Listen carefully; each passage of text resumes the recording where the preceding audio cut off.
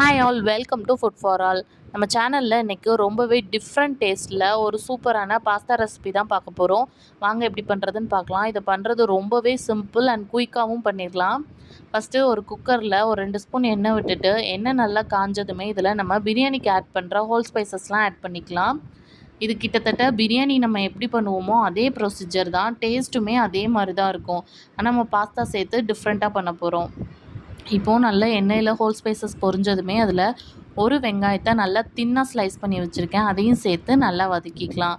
வெங்காயம் நல்லா வதங்கினதும் இதில் 2 பச்சை மிளகா சேர்த்து வதக்கிக்கலாம்.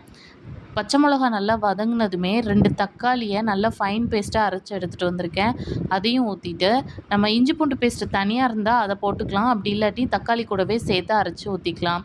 இப்போ தேவையான மசாலாலாம் சேர்த்துடலாம். 1/4 ஸ்பூன் மஞ்சத்தூள், 1 ஸ்பூன் கரம் மசாலா, 1 ஸ்பூன் ஜீரகத்தூள், 1/2 ஸ்பூன் பெருஞ்சீரகத்தூள், 2 ஸ்பூன் கொத்தமல்லி பொடி, கூடவே 1 ஸ்பூன் மிளகாத்தூள், 1 ஸ்பூன் சிக்கன் மசாலா. இது கூடவே நீங்கள் சிக்கன், மட்டன் அந்த மாதிரி எந்த மீட் இருந்தாலும் அதையும் சேர்த்து குக் பண்ணலாம்.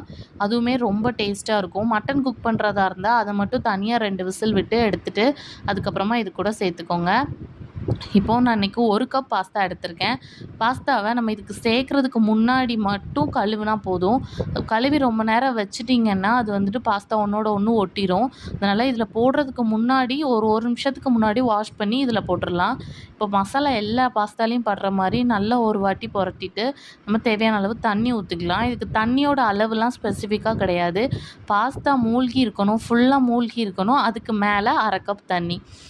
பாஸ்தா ஃபுல்லாக மூழ்கிற அளவுக்கு தண்ணி விட்டுட்டு அதுக்கு மேலே 1/2 கப் தண்ணி விட்டால் போதும். அதுதான் இதோட அளவு. இப்போ தண்ணி நல்லா கொதிச்சிருச்சு. நான் இன்றைக்கி ஒரு 3 முட்டையை அடித்து எடுத்திருக்கேன்.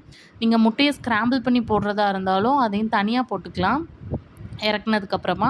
அப்படி இல்லாட்டி இந்த மாதிரி இதில் அடித்து ஊற்றும்போது ஃப்ளேவர் சூப்பராக இருக்கும்.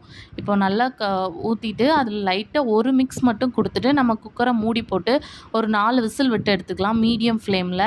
பாஸ்தா சூப்பராக ரெடி ஆயிரும். இதுக்கு மேலே கொத்தமல்லி தூவி நீங்கள் இறக்கிடலாம்.